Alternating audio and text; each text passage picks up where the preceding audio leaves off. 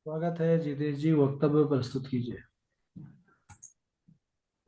सर्वप्रथम मंगलाचरण। अस्मद्गुरुभ्यो नमः। अस्मत् परम गुरुभ्यो नमः। अस्मत् सर्वगुरुभ्यो नमः। श्री राधा कृष्णाभ्यां नमः। श्रीमते रामानुजाय नमः। लंबोदरं परमसुन्दरमेकदन्तं पीताम्बरं त्रिनयनं परमं पवित्रम् दिवाकरनिभोज्ज्वलकान्तिकान्तं विघ्नेश्वरं सकलविघ्नहरं नमामि।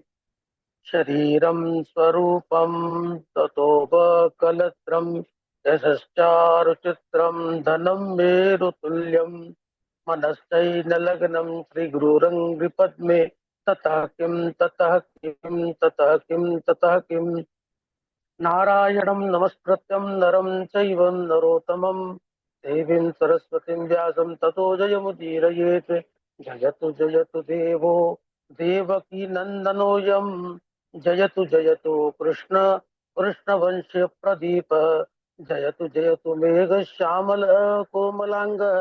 जयतु जयतु पृथ्वी धार भार भारनाशं मुकुंद। कृष्ण त्वदीय पद पंकज पंजरान्ते अद्यैव मे विशतु मानस राजहंस। प्राण प्रयाण समये कपवात पित्तैः कंठावरोधन विदो स्मरणं कुतस्ते। बर्हापीरं नटवर वपुः कर्णयोः कर्णिकारं बिभ्रद्वासः कनककपिशं वैजयन्तीं च मालां रन्ध्रान् वेणुधर सुदया पूर्णयन् गोपवृन्दैः वृन्दारण्यं स्वपदरमणं प्राविशद्गीतकीर्तिः। करारविन्देन पदारविन्दं मुखारविन्दे विनिवेशयन्तं वटस्य पत्रस्य पुटेशयानं बालं मुकुन्दं मनसा स्मरामि। रामाय रामभद्राय रामचन्द्राय वेदसे रघुनाथाय नाथाय सीतायां पतये नमः। अञ्जनानन्दनं वीरं जानकी शोकनाशनं बीजमुख्यहन्तारं वन्दे लङ्काभयङ्करम्। मूकं करोति वाचालां पङ्गुं लङ्घयते गिरिं यत्कृपातमहं वन्दे परमानन्दमाधवम्। भक्त भक्ति भगवंत गुरु चतुर्नाम वपु एक।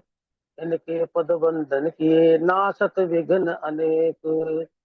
बोले वृंदावन बिहारी महाराज की जय। बोले श्रीमद् भागवत पुराण की जय। बोले श्री सुखदेव जी महाराज की जय। आइए देवी और सज्जनों, अभी कीर्तन करेंगे। संकीर्तन संकीर्तन के पश्चात कथा में प्रवेश होंगे। श्रीमन्नारायण नारायण नारायण भजमन नारायण नारायण नारायण। श्रीमन्नारायण नारायण नारायण भजमन नारायण नारायण नारायण। श्रीमन्नारायण नारायण नारायण। बोले कृष्ण चंद्र भगवान की जय। आइए कथा में प्रवेश करते हैं। तुंगभद्रा नामक नदी के तट पर उत्तम नगर है। उस नगर में स्वधर्म में तत्पर और सभी वेदों में विशारद, श्रोत स्मार्त, कर्मों के स्नातक श्री आत्मदेव जी ब्राह्मण रहते थे। धन धनवान होने पर भी भिक्षा वृत्ति से अपना जीवन यापन करते थे। उनकी पत्नी का नाम था धुंधली। धुंधुम अज्ञानम कलहम लाती या सा धुंधली। वे सदा अज्ञानता के कारण लड़ाई करती रहती है। वह वह सुंदरी उत्तम कुल में उत्पन्न हुई, परंतु सदा अपनी बात ही मनवाने में लगी रहती, बहुत अधिक बोलती और अपने घर के कार्यों में दक्ष थी। वह झगड़ालू और कंजूस थी। दोनों पति पत्नी संतान की इच्छा से अनेक प्रकार के धार्मिक कार्य किए, परंतु जब संतान नहीं हुई तो आत्मदेव ब्राह्मण दुखी हो गए। एक दिन घर छोड़कर वन में चले गए। मध्याह्न समय पानी की प्यास थी। एक तालाब पर पहुंचे। तालाब पर पहुंचते ही उन्होंने देखा एक सन्यासी महात्मा वहां आए हैं। उनके चरणों में प्रणाम किया, हाथ जोड़कर उस सन्यासी महात्मा के आगे खड़े हो गए और लंबी लंबी सांसें लेते हुए, रोते हुए सन्यासी महात्मा ने कहा, ब्राह्मण क्यों दुखी हो, क्या बात है, मुझे बताओ। सन्यासी महात्मा की यह बात सुनकर आत्मदेव ब्राह्मण कहने लगे, पहले मेरे तो संतान नहीं है। संतान नहीं होने के कारण मेरे पिता मेरे हाथों से दी हुई जलांजलि को चिंताजनक मुद्रा से गर्म करके पीते हैं। जो गाय मेरे पास थी वह भी बंध्या हो गई। जो पेड़ लगाता हूँ वह सूख जाते, उसमें फल नहीं आते। जो फल खरीद कर लाता हूँ वह भी शीघ्र नष्ट हो जाते हैं। ऐसे जीवन से क्या लाभ। इसीलिए मैं प्राण त्यागने के लिए इस वन में आया हूँ। सन्यासी महात्मा ने आत्मदेव की ललाट की रेखा को देखा और कहा, सप्त जन्मावधि तव पुत्र नैव च नैव च। ब्राह्मण देवता, इस जन्म में तो क्या अगले 7 जन्मों तक आपको संतान का सुख नहीं मिलने वाला। देखो, राजा सगर के 60,000 पुत्र, परंतु उन्हें उनमें से कोई सुख प्राप्त नहीं हुए। संतान की कामना को त्याग दो और संन्यास ग्रहण करो। संन्यासे सर्वदा सुखम, क्योंकि संन्यास में ही सब प्रकार के सुख हैं। आत्मदेव जी कहने लगे, गृहस्थ सरसो लोके पुत्र पौत्र समन्वित। महाराज, इस लोक में पुत्र आदि से युक्त गृहस्थ आश्रम ही श्रेष्ठ है। आप मुझे संतान दे सकते हैं तो दीजिए, अन्यथा मैं आपके चरणों में सर पटक कर अपने प्राण त्याग दूंगा। दया बिनु संत कसाई, दया करी तो आफत आई। सन्यासी महात्मा ने आत्मदेव के इस दुराग्रह को देखा, एक फल दिया, कहा, इस फल को अपने पत्नी को खिला देना। 1 वर्ष तक वह पवित्रता, सत्य, दान, दया और एक समय भोजन करेगी तो उसे एक पुत्र होगा। वो पुत्र अत्यंत निर्मल स्वभाव का होगा। ऐसा कह सन्यासी वहां से चले गए। आत्मदेव वह फल लाए और अपनी पत्नी को कहने लगे, अरे सुनती हो, आज वन में संत महात्मा ने एक फल दिया है, कहा है यह फल तुम खाओगी तो हमारे घर में भी संतान की किलकारियां गूंजेगी। आत्मदेव वह फल देकर कहीं चले गए। धुंधली ने विचार किया, यह फल दे के गए हैं, का कैसे करना है, क्या करना है। यह सोचकर उसके मन में एक बात आई, अपने सखी के यहाँ चली गई फल लेकर। सखी के सामने बैठकर रोने लगी, कहने लगी, अरे सुनती हो सखी, मेरे पति एक फल लाए हैं, कहते हैं इससे खाने से संतान होगी। क्या कभी फल खाने से भी संतान होती है भला? सखी ने कहा, अगर यह सत्य हुआ तो। धुंधली कहने लगी, यह सत्य हुआ तो मेरे उदर बढ़ जाएगा, उदर में गर्भ होगा, गर्भ बढ़ने से मेरा पेट बढ़ जाएगा, खाने पीने की क्षमता नहीं रहेगी, कुछ खा पी नहीं सकूंगी, चलने फिरने भी असमर्थता होगी धीरे धीरे, और कहीं जा भी नहीं सकूंगी। मेरा रूप रंग सब धीरे धीरे अलग होता जाएगा, और यदि अगर गांव में डाकुओं ने गांव को लूट लिया तो मैं कैसे भाग पाऊंगी? यदि सुखदेव की तरह मेरे गर्भ में बालक रह गया तो क्या करूंगी? बालक का उत्पन्न होना, उसका कष्ट सहन करना पड़ता है, फिर वह बालक जब पैदा होगा उसको पालने का कष्ट सहन करना होगा। ये सब कैसे कर पाऊंगी? किस प्रकार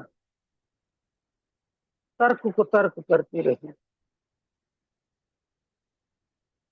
इतने में आत्मदेव जी ने पूछा, अरे फल खाया? तो धुंधली ने कहा, हाँ मैंने फल खा लिया।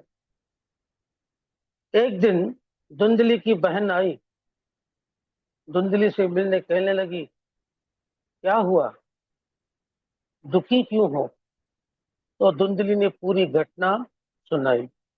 सुनते ही बहन ने कहा, अरे मेरे तो गर्भ है, तो मेरे पति को बहुत सारा धन दे देना, वो संतान तुझे दे देंगे। धुंधली ने यह सुना, उसी प्रकार किया। एक समय आया जब उसकी बहन को गर्भ हुआ तो अपने पति को वह संतान दी, कहा धुंधली के यहाँ दिया। उसके कहने पर वह संतान धुंधली को दे आया। धुंधली ने सूचना भेजी आत्मदेव को कि संतान सुखपूर्वक हुई है। आत्मदेव बहुत प्रसन्न हुए, देखा तो पुत्र हुआ है। ब्राह्मणों को बुलाकर बहुत सारा धन दिया, जातक कर्म संस्कार किए, और नाम रखने का संतों से पूछने लगे। तब धुंधली ने कहा, 9 महीने तक मैंने कष्ट सहा, तो उसका नाम आप कैसे रखोगे? इसका नाम तो मैं रखूंगी, मैं हूं धुंधली, तो इसका नाम धुंधकारी होगा। दुम दुम कलहम क्लेशम करोति कारयति, यह स धुंधकारी। जो सबसे लड़ता हो या लड़वाता हो उसे धुंधकारी कहते हैं। 3 माह पश्चात गाय ने भी एक सुंदर बालक को जन्म दिया, जिसका संपूर्ण शरीर मनुष्य का, केवल कान गौ के समान थे। आत्मदेव जी ने देखा तो उनका नाम रखा गौकरण। सभी गांव के लोग उस बालक को देखने आए, कहने लगे, आज आत्मदेव ब्राह्मण के भाग्य उदय हुआ है। गाय ने एक देवता समान पुत्र दिया है। जब दोनों बड़े हुए तो दोनों ने ख्याति प्राप्त कर ली। गोकर्ण पंडितो ज्ञानी धुंधकारी महाखलह। गोकर्ण महान पंडित बने और धुंधकारी महादुष्ट। स्नान नहीं करता, अपवित्र, मांस भक्षण, मदिरा पीना, चोरी करना, दूसरों के घरों को आग लगा देना, जो निरपराध बच्चे खेलते हो उन्हें कुएं में डाल देना, यह सब देखकर आत्मदेव दुखी हुए। एक दिन अपने पुत्र धुंधकारी को समझाने के लिए गए तो धुंधकारी और क्रोध में आ गया और अपने पिता आत्मदेव को मारने के लिए दौड़ा। यह देखकर उन्हें बहुत कष्ट हुआ। कहने लगे, क्या करूं, कहाँ जाऊं। इतने में गोकर्ण जी, जो ज्ञानी थे, वहां पधारे। उन्होंने कहा, पिताजी, वैराग्य प्राप्त कर लीजिए। क्योंकि उस समय गोकर्ण जी ने वैराग्य प्राप्ति का उपदेश किया था। पिताजी, यह संसार सारहीन है। इस संसार में कोई किसी का नहीं, किसी का धन, किसी का पुत्र, सब मोह में डालने वाले हैं। इसीलिए आप, यह जो स्नेह पुत्र का है, यह संसार का जो स्नेह है, निरंतर जला रहा है। इसीलिए पिताजी, आप वैराग्य प्राप्त। न चेन्द्रस्य सुखम किंचित, न सुखम चक्रवर्तिनः, सुखम अस्ति विरक्तस्य मुनिरेकांत जीविनः। इस संसार में न इंद्र को सुख है, न चक्रवर्तियों को सुख है। सुख किसे है? वह सुख एकांत जीवी, जो विरक्त महापुरुष है। दीन कहे धनवान सुखी, धनवान कहे सुख राजा को भारी। राजा कहे महाराजा सुखी, महाराज कहे सुख इंद्र को भारी। इंद्र कहे चतुरानन सुखी, चतुरानन कहे सुख शिव को भारी। तुलसी जी जान विचारी कहे, हरि भजन बिना सब जीव दुख है। संत कहते हैं, कोई तन दुखी, कोई मन दुखी, कोई धन बिन रहत उदास, थोड़े थोड़े सब दुखी, सुखी राम के दास। पिताजी, संतान रूपी अज्ञानता को त्याग कर दीजिए और सब कुछ छोड़कर वन में जाइए। पिता आत्मदेव ने कहा, बेटा, वन में जाकर मुझे किस प्रकार का साधन करना है और किस प्रकार भजन करना है, बताने की कृपा करो। गोकर्ण जी ने कहा, देहस्तमांसरुधिरे भीमतिं त्यजत्वं, जाया सुतादिषु सदा ममतां विमुञ्च, पश्यानिशं जगदिदं क्षणभङ्गुनिष्ठं, वैराग्यरागरसिको भव भक्तिनिष्ठ, धर्म भजस्व सततं त्यज धर्मलोकान्, सेवस्य साधु पुरुषान् जहि काम तृष्णाम्, अन्यस्य दोष गुण चिंतनमाशु मुक्त्वाम्, सेवा कथा रसमो नितराम पिबत्वम्। पिताजी, यह शरीर अस्थि मांस रुधिर का पिंड है। इसे आप अपना मान बैठे हैं और इसमें आपने मैं बुद्धि कर रखी है। इसी को छोड़ दीजिए। इस संसार को अहर्निश क्षणभंगुर मानिए और ज्ञान राग के रसिक होकर भक्ति में निष्ठ हो जाइए। क्योंकि भोगे रोग भयम कुले च्युति भयम, वित्तेन्द्रपालाद भयम, मौने जैन भयम, भले रूप भयम, रूपे जराया भयम, शास्त्रे वादभयं गुणे खलभयं काये कृतान्ताद्भयं सर्वं वस्तु भयावहं भुवि नृणां वैराग्यमेवाभयम्। संसार में जितने भी पदार्थ हैं वे केवल दुख देने वाले। भोग है तो रोग का भय है, कुलीनता है तो पतन का भय है, धन है तो राजा का भय है, मौन में दैन्यता का भय है, बल है तो शत्रु का भय है, अच्छा रूप है तो वृद्धावस्था का भय है, और शरीर है तो मृत्यु का भय है। इस संपूर्ण संसार में भय ही व्याप्त है। एकमात्र अभय प्रदान करने वाला वैराग्य यही है। इसीलिए पिताजी वैराग्य राग के रसिक होकर भक्ति में निष्ठ हो जाए, लौकिक धर्मों को त्याग कर भगवत भजन रूपी धर्म का आश्रय लीजिए, काम तृष्णा त्याग दीजिए और साधु पुरुषों की सेवा कीजिए। दूसरों के गुण दोष उनका चिंतन करना छोड़ दीजिए और भगवान की कथा अमृत, भगवान भागवत की कथा अमृत पान करते रहे।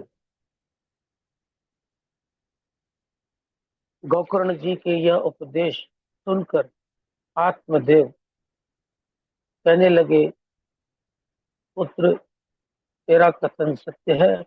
यह सुनकर के आत्मदेव जी घर छोड़ दिया और वन को चले गए। वहां पर नित्य प्रति भगवान की सेवा और भागवत के 10वें स्कंद का पाठ करते रहते, भगवान की सेवा करते और अंत समय में भगवान को ही प्राप्त कर लिया। बोलिए कृष्णचंद्र भगवान की जय। पिता के वन चले जाने पर एक दिन धुंधकारी ने अपनी माता धुंधली को पीटा और कहा, बताओ धन कहाँ छुपा रखा है, नहीं तो जलती हुई लकड़ियों से तुम्हें पीटूंगा। यह देखकर माता धुंधली अत्यंत दुखी हुई। रात्रि के समय कुएं में कूदकर प्राण त्याग दिया। माता की मृत्यु हुई। तत्पश्चात गोकर्ण जी तीर्थ यात्रा के लिए निकल गए। धुंधकारी स्वच्छंद हो गया। 5 वैश्याओं को अपने घर लाया, उनका पालन पोषण करने लगा। अत्यंत उग्र कर्म करता। एक दिन उसने आभूषणों की चोरी की और उन स्त्रियों के पास ले आए। उन्होंने देखा यह तो नित्य प्रति चोरी करता है, एक दिन राजा के द्वारा ये पकड़ा जाएगा तो उसे तो मृत्यु आनी है और इसकी मृत्यु निश्चित है। क्यों ना हम ही इसे मार दें। उन्होंने रात्रि में सोते हुए धुंधकारी को बांध दिया, गले में उसके रस्सी बांधकर फांसी के फंदे से उसको मारने का प्रयास किया, लेकिन वह उस समय उसके प्राण नहीं गए तो जलते हुए अंगारे उसके मुंह में ठूस दिए। उस समय धुंधकारी सोचने लगा, सुधामयम वचो यासाम कामिनाम रसवर्धनम हृदय शूरधाभाम प्रिय के नामयोषिताम। स्त्रियों की वाणी तो अमृत के समान कामियों के हृदय में रस का संचार करती है, किंतु हृदय की धार के समान तीक्ष्ण होती है। भला ये स्त्रियां किसकी होगी। उस समय धुंधकारी ने प्राण त्याग दिए। वहीं गड्ढा खोदकर धुंधकारी को उसमें गाड़ दिया। वह धन लेकर जहां तहां चली गई। गोकर्ण जी को जब समाचार मिला धुंधकारी के प्राणांत हो गए, तो उसके लिए गया आदि तीर्थों में जहां जहां जाते वहां पे पिंडदान आदि श्राद्ध करते गए। एक दिन गोकर्ण जी घूमते घामते अपने नगर में आ गए।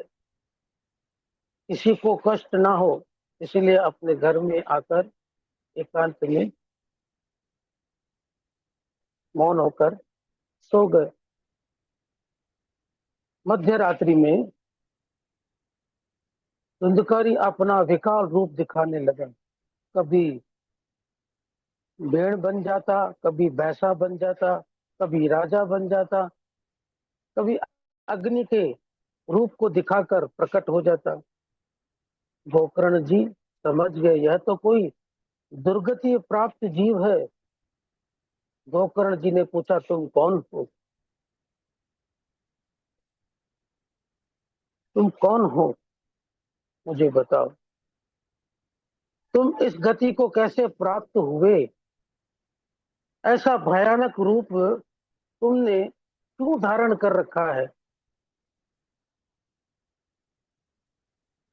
गोकर्ण जी के इस प्रकार पूछने पर धुंधकारी जोर जोर से रोने लगा।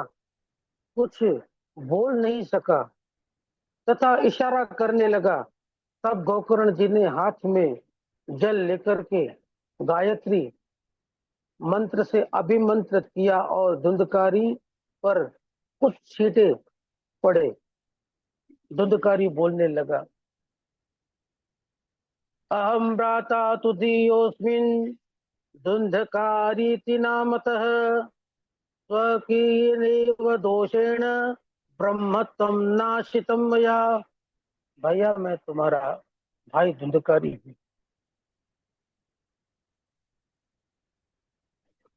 अपने दोषों के कारण मैंने अपने ब्राह्मणत्व को नष्ट कर दिया। मेरे कुकर्मों की कोई संख्या नहीं है, जिसके कारण मैं प्रेत योनि को प्राप्त हुआ हूँ। वायु का आहार करके जीवन यापन कर रहा हूँ। अहो बंधु कृपा सिंधु भात्रियामाशु मोवय मोचय। हे भाई, आप कृपा के सागर हो, मुझे इस योनि से मुक्त कराओ। गोकर्ण जी ने कहा, धुंधकारी, मैंने तुम्हारे लिए गया में श्राद्ध किया, फिर भी तुम्हारी मुक्ति नहीं हुई। धुंधकारी ने कहा, भैया मैंने इतने पाप किए हैं कि सैकड़ों गया श्राद्धों से भी मेरी मुक्ति नहीं हो सकती। भैया कोई और उपाय कीजिए। गोकर्ण जी ने कहा, इस समय तुम अपने स्थान को जाओ, मैं तुम्हारे मुक्ति के विषय में विचार करूंगा। प्रातःकाल नगरवासियों से विद्वानों से चर्चा की और पूरी जो बात थी उनको कह सुनाई। रात्रि की पूरी जो घटना हुई थी उनको सुनाते ही, लेकिन उनकी ओर से कोई उपाय न सूझा। फिर गोकर्ण जी ने अपने योग बल द्वारा भगवान सूर्य की गति को रोक दिया। उन्हें प्रणाम किया, उनकी स्तुति की, तो भ्यम नमो जगत साक्षिण ब्रूहि में मुक्ति हेतुकम। हे जगत के साक्षी भगवान सूर्य नारायण, आपको मेरा प्रणाम है। बताइए धुंधकारी की मुक्ति कैसे होगी? भगवान सूर्य ने स्पष्ट शब्दों में कहा, श्रीमद् भगवतान् मुक्ति सप्ताहं वाचनम कुरु। गोकर्ण जी, आप श्रीमद् भागवत की सप्ताह कथा कहिए, इससे धुंधकारी की मुक्ति होगी। भगवान सूर्य नारायण की इस प्रकार कहने पर गोकर्ण जी एक वैष्णव ब्राह्मण को प्रधान श्रोता बनाया सुनने के लिए और भागवत की कथा प्रारंभ की। धुंधकारी कथा सुनने के लिए आया, परंतु वायु रूप में होने के कारण एक स्थान पर ठहर नहीं पाए। तब उसको एक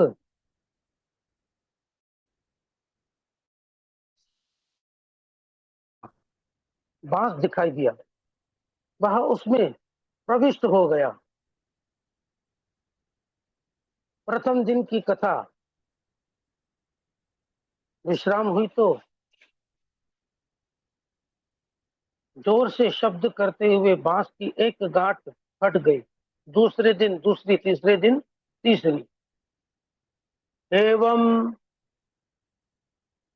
सप्त धनैश्चैव सप्त ग्रंथि विभेदनम। इस प्रकार 7 दिन तक 7 बांस की गांठें फट गई और दिव्य रूप धारण कर धुंधकारी प्रकट हो गया। उसके गले में सुंदर तुलसी की माला शोभायमान हो रही थी। उसने पीतांबर धारण कर रखा था।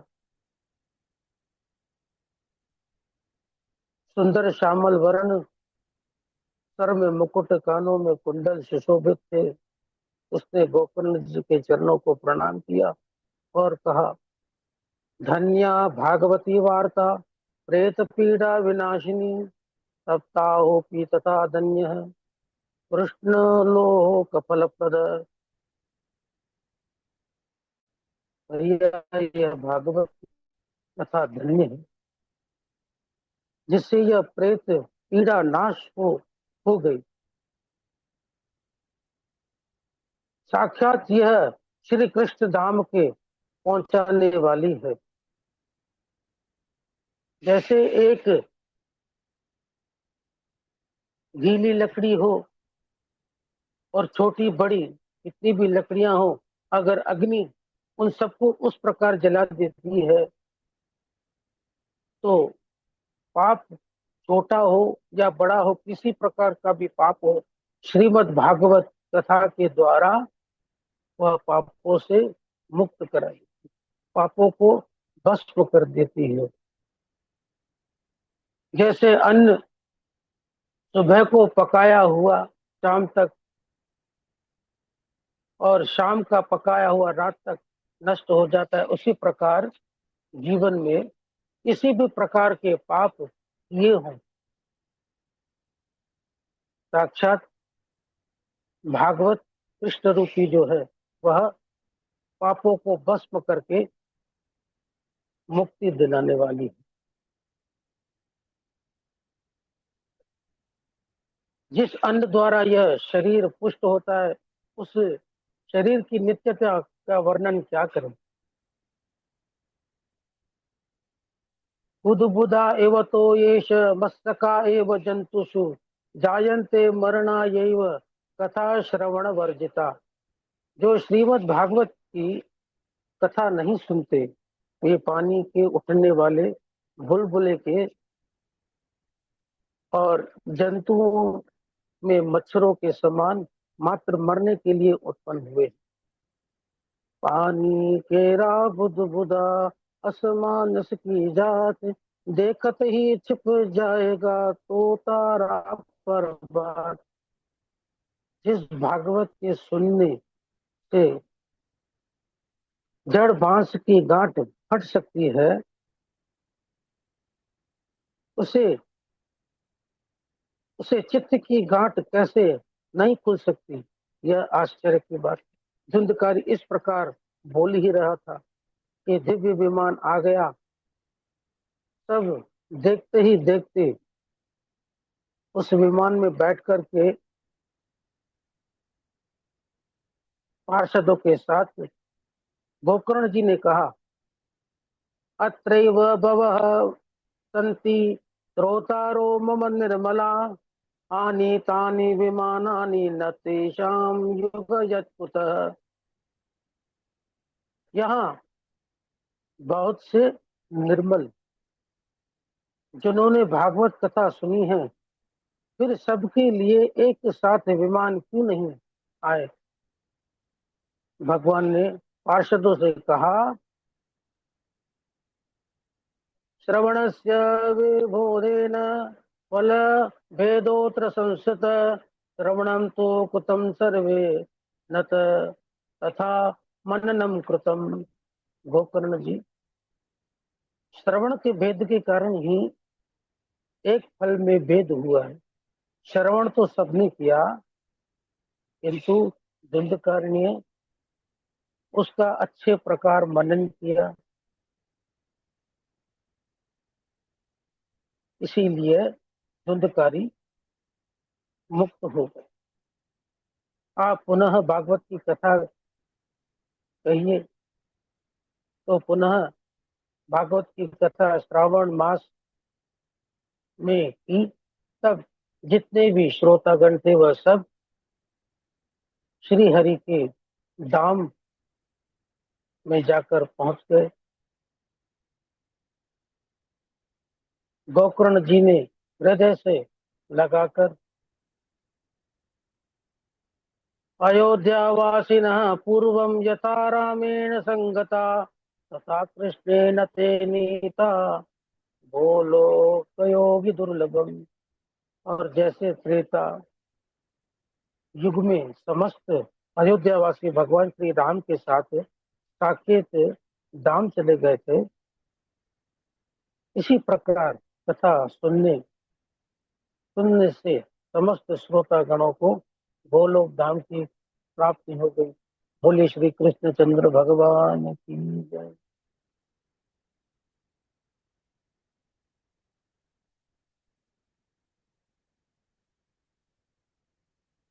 बहुत सुंदर, बहुत बढ़िया जितेश जी, बहुत अच्छा। बड़े ही एकदम एक जो वक्ता का वाणी का प्रवाह होता है, उसमें एक जो प्रवाह की गति होती है, वह आपके अंदर है बहुत स्पष्टता के साथ। चाहे वह श्लोक हो, चाहे चरित्र कहने का शैली हो, बहुत अच्छा। ठाकुर जी कृपा है आपके ऊपर, और आप बड़ा परिश्रम कर रहे हैं, अपना मन चित्त सब कथा में सर्व समर्पित कर चुके हैं। अब ऐसा लग रहा है कि कथा जो है ये हृदय से निकल रही है। बहुत अच्छा, ठाकुर जी कृपा बनी रहे, और ऐसे ही कथा की आवश्यकता है। हमको विश्वास है कि जब आप इस प्रकार अभी प्रारंभिक दौर पर तैयारी कर रहे हैं, तो ठाकुर जी कृपा से मंच पर व्यासपीठ से तो अद्भुत वाणी निकलेगी। बहुत अच्छा, ठाकुर जी कृपा हमेशा आपके ऊपर बनी रहे, और ऐसे ही चरित्रों को आप बढ़िया से बढ़िया सुनाते रहें और आनंदित करते रहें। बहुत आनंद आया। गुरुवर, अभी थोड़ा मुझे अंदर से लग रहा था कि कहाँ पे ज्यादा कमी हो रही है, उस कमी को अभी धीरे धीरे ये कर दूंगा। तो लग रहा हाँ था कहाँ पे अटक रहा जी हूँ, कहाँ पे शब्दों का नीचे चैन नीचे ऊपर हो रहा था। जी जी जितेश जी, जितने ज्यादा वक्तव्य होंगे, तैयारी मेहनत आपको बस इसी गति से करना है। जितने ज्यादा वक्तव्य होंगे उतना निखार आता रहेगा। ठीक जी है। गुरुवर, जी गुरुवर। हाँ, बहुत अच्छा लगा हमको। बहुत बढ़िया। जी गुरुवर, धन्यवाद गुरुवर, धन्यवाद। हाँ। गुरुवर, शाम शाम तक मैं आपको फिर जो है